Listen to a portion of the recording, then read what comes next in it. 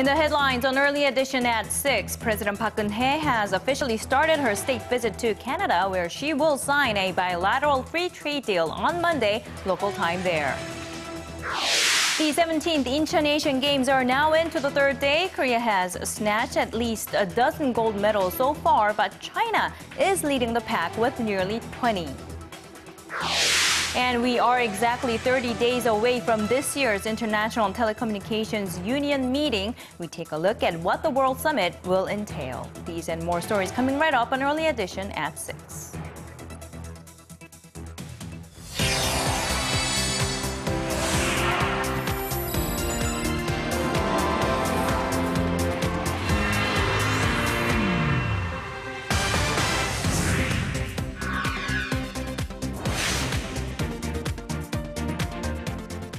Hello and welcome to Early Edition at 6. It's Monday, September 22nd here in Korea. Live from Seoul, I'm Laah Hyun-kyung. And I'm Daniel Choy. Thank you for joining us.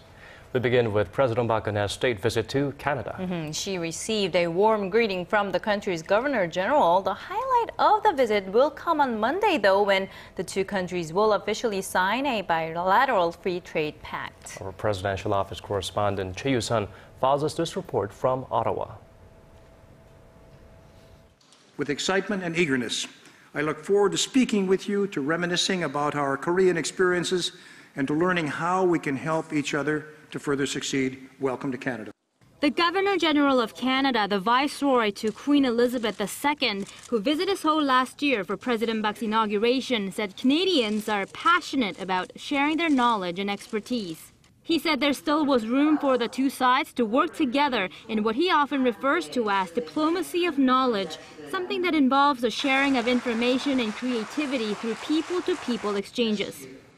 President Park pinned high hopes on Seoul and Ottawa's soon-to-be-signed trade pact that it will upgrade their partnership to one that has shared goals, not just benefits, such as international peace and co-prosperity. 내일 서명하게 될 한 캐나다 FTA는 양국 간 협력 잠재력을 극대화하는 새로운 동력이 될 것입니다. The FTA will remove tariffs on 99% of traded value in the next 10 years, and it's expected to raise Korea's GDP by 0.04% over the same period.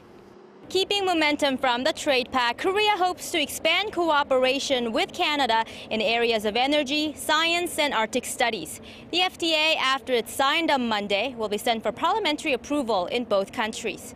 Choi You-sun, Arirang News, Ottawa. Meanwhile, over in New York, world leaders will gather on Tuesday to discuss the threat of global warming at the UN Climate Summit. Ahead of that meeting, though, people around the globe took to the streets demanding action before it's too late. Our Kim Min-ji has the details. Hundreds of thousands of people worldwide took to the streets on Sunday to call on world leaders to act to cut carbon emissions and stop climate change. The People's Climate March, which was held in over 160 countries, comes ahead of the UN Climate Summit in New York on Tuesday. Protesters carried sunflower signs and held up posters and banners that demanded action.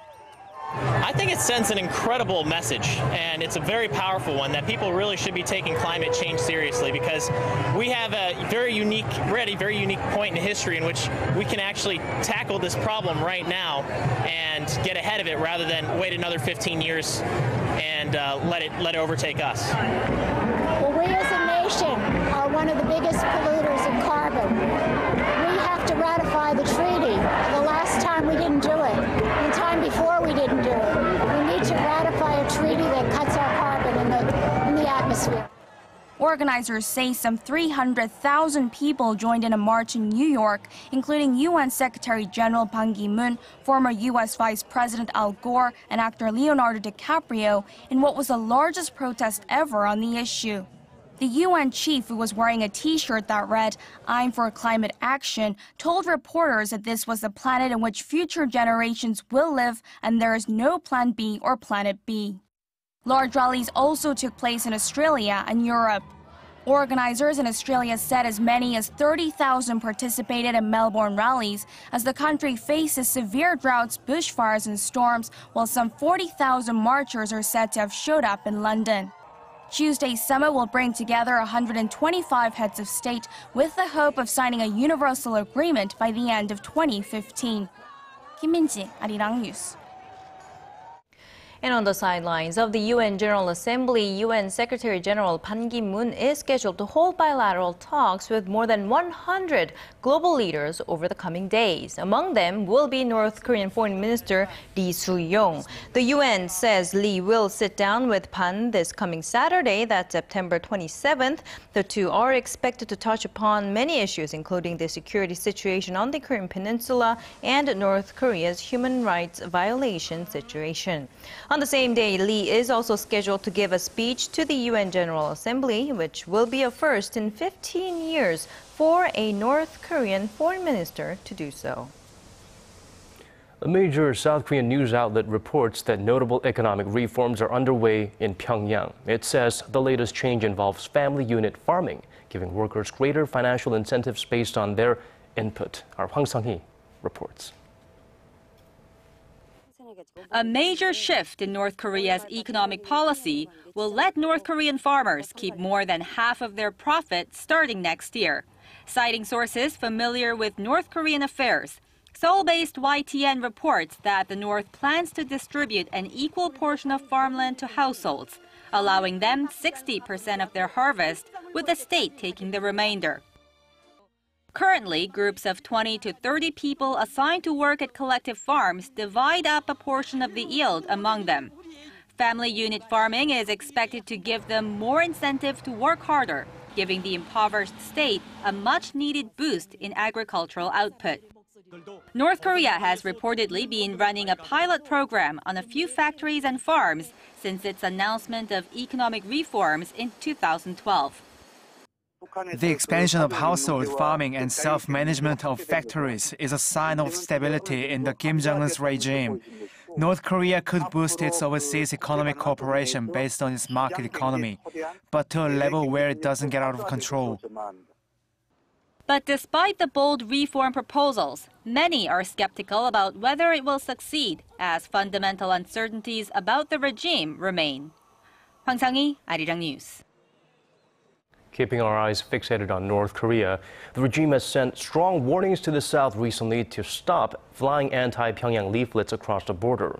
Experts say there might be a reason as to why Pyongyang is being extra sensitive about this issue this time around. Our Son Jung-in tells us more. North Korea has taken issue with the cross-border spread of anti-Pyongyang leaflets by civic groups a month after it remained tight-lipped on South Korea's proposal for high-level inter-Korean talks. The North is demanding such provocations be halted if Seoul wants to resume inter-Korean dialogue. It went on to threaten a possible retaliation, saying the leaflets are a more grave provocation than shooting and shelling.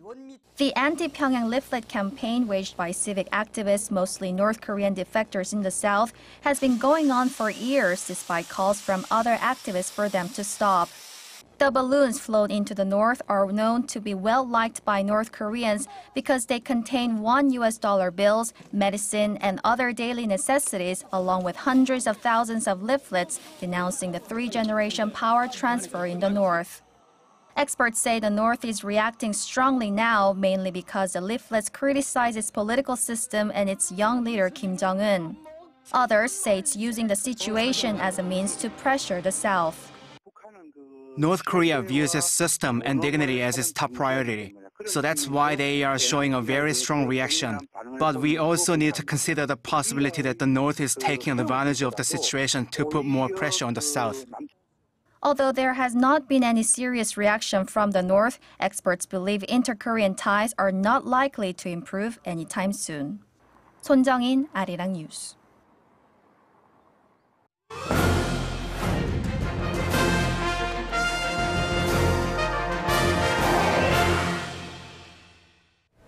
The nation's largest automaker, Hyundai Motor, is the talk of the town of late as it saw nearly $5 billion of its value quickly fade last Thursday and Friday. And that's when the auto giant was announced to have been successful in its record $10 billion bid for a plot of prime real estate in Seoul.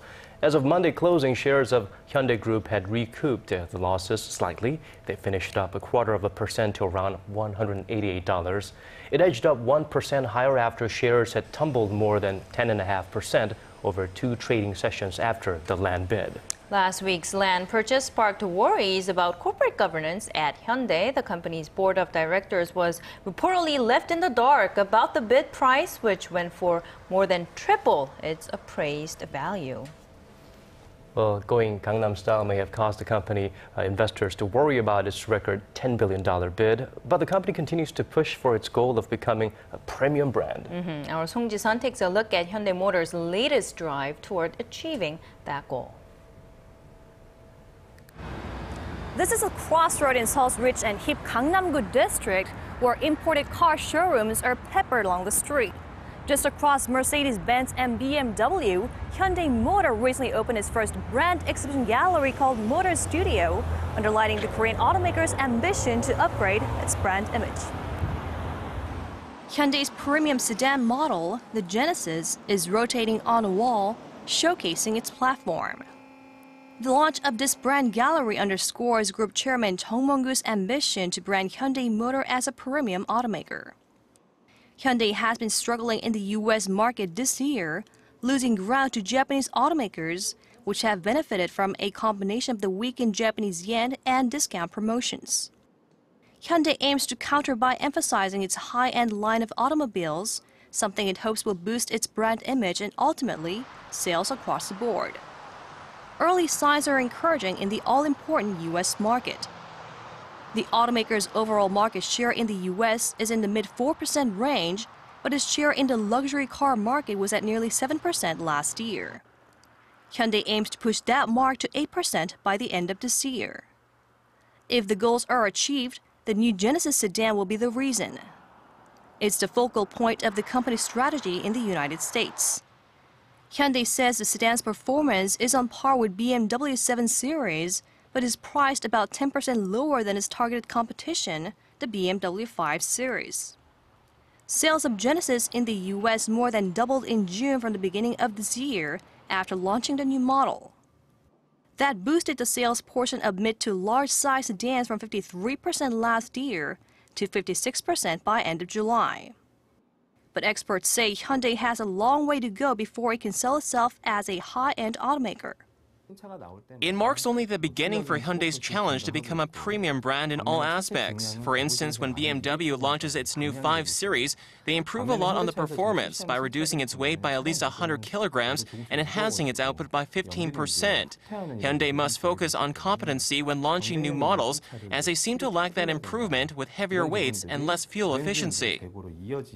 And those same rules apply in the domestic market, where combined shares of Hyundai and Kia Motors at home last month dipped below 70% for the first time in 7 years, as more consumers turn to German diesel models with higher fuel efficiencies.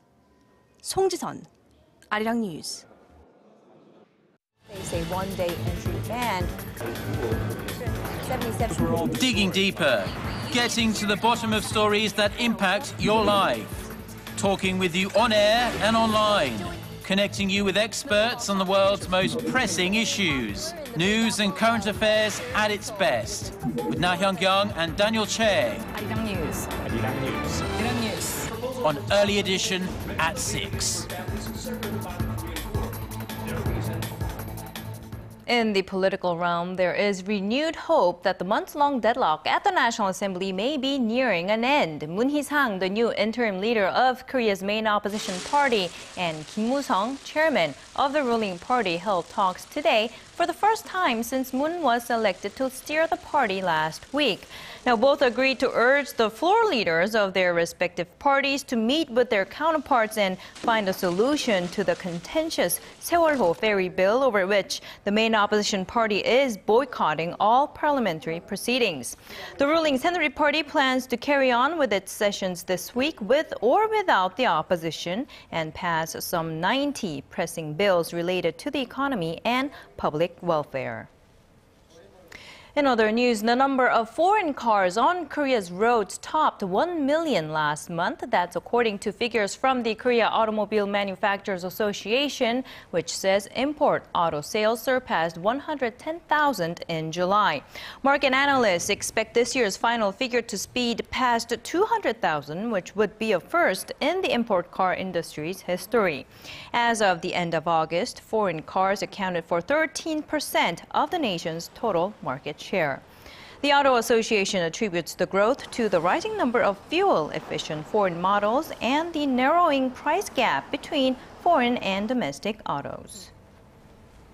It's often called the ICT Olympics. The International Telecommunications Union meeting will begin in Korea's southern port city of Busan in about a month's time. The high-profile event could shift how countries and people use and access the internet. Our Hwang Ji-hye has the details. The countdown has begun. In less than a month, the 19th ITU Plenipotentiary Conference kicks off in Korea's southern port city of Busan. The ITU, or the International Telecommunications Union, is an information and communications arm of the United Nations. It sets technological standards, allocates radio frequencies and satellite orbits, and works to improve the quality of communication services. And for the meeting, some 3,000 government delegates from the ITU's 193 member states will participate, along with some 150 information and communications technology ministers and high-level officials. Around 70 issues, including internet-related public policy, cybersecurity, and online child protection, are expected to be brought to the table. It's the first time Korea will host the ITU conference that takes place every 4 years, and the second time in Asia after Japan hosted it in 1994. So it's a very good opportunity for our countries to make our role as the global leading country in the field of the ICT global policy making and global diplomacy.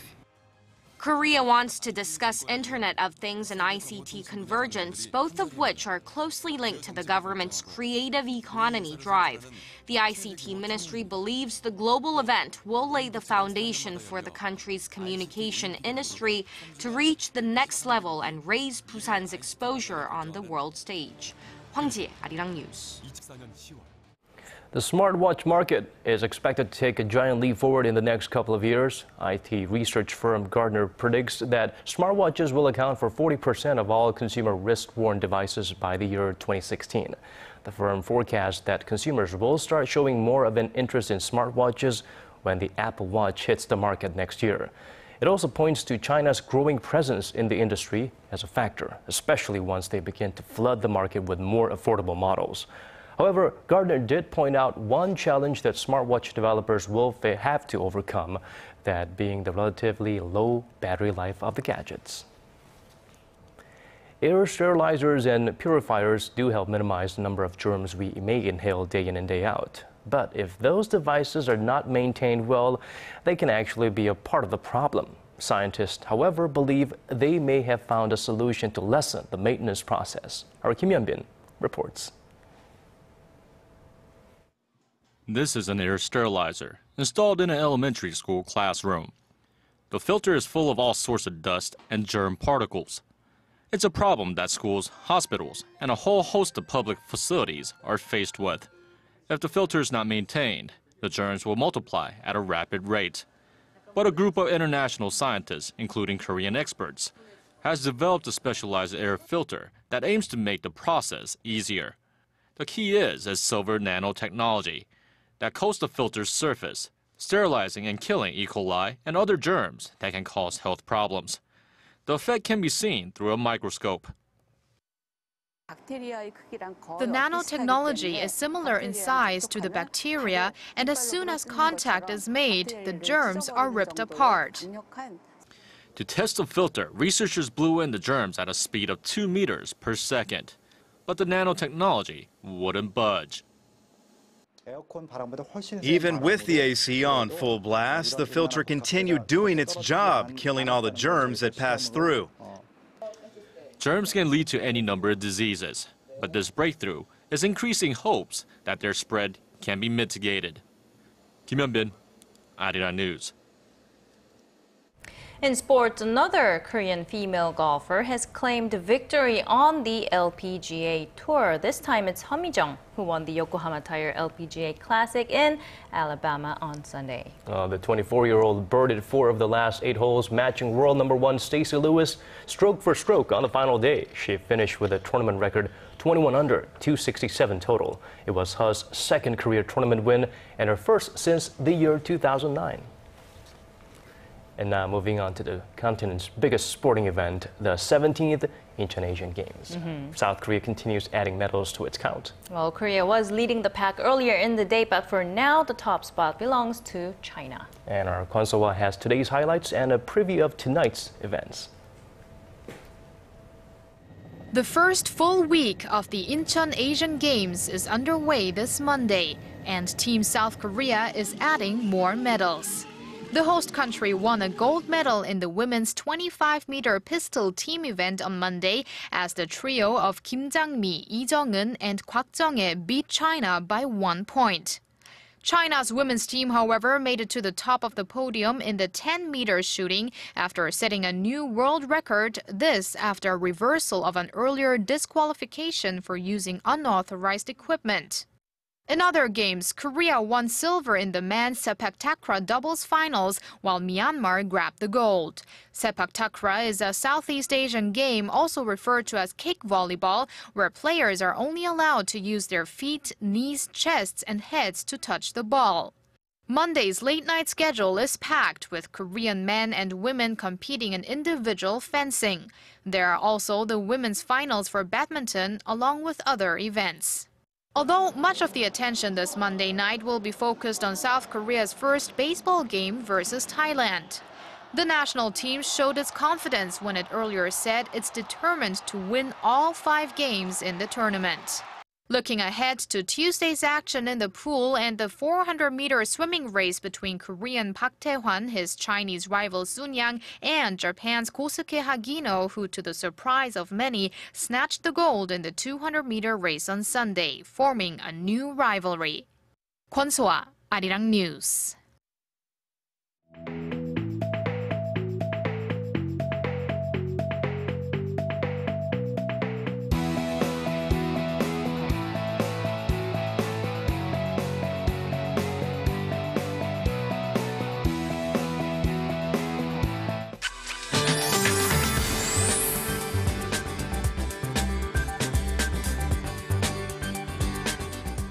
Well, Seoul has enjoyed the beautiful fall weather for the past couple of days, but some heavy rain is in the forecast for tomorrow. That's right. Let's turn to our Michelle Bach at the Weather Center for more. Michelle? Good evening, guys. Currently, Typhoon Fangwon is expected to make landfall in the eastern China tomorrow morning. Before heading back into the sea, the storm will begin influencing the Korean peninsula later Tuesday. Now, the rain will begin falling in the southern regions, which will expand to the rest of the nation on Wednesday, and we are expecting up to 200 millimeters in the mountainous regions of Jeju Island, while most of the regions will be getting about 50 to 100. Now, because of the rain, we can expect cooler temperatures in the south, and they'll dip into the low to mid-20s, while Seoul and the regions that will be dry can expect the temperatures in the high 20s. Now, as for the weather conditions in Incheon, where the Asian Games are underway, we can expect another sunny day tomorrow with highs of 27 and lows of 17. Now, going over to our temperature readings for tomorrow. Seoul will start off the Tuesday morning at 16 before reaching up to 29 degrees in the afternoon. Meanwhile, the southern cities such as Daegu and Busan will see the highs of 28 and 25 degrees. Now moving over to other regions, Jeju Island will see up to 26, while Dokdo and Mount Kumgang drops down to 23. Well, that's all for now. I'm Michelle Park, and have a wonderful evening. All right, so Seoul will have clear skies tomorrow, but the rest of the country or the southern part of the country will have some rain tomorrow. Okay, well, that's all we have for you at this hour. Thank you for staying with us. Good night if you're tuning in from Korea and similar time zones. This has been Daniel Choy. And I'm Laah Hyun-kyung. To our viewers in different time zones, have a wonderful day. Daniel and I will be back tomorrow. Until then, bye-bye.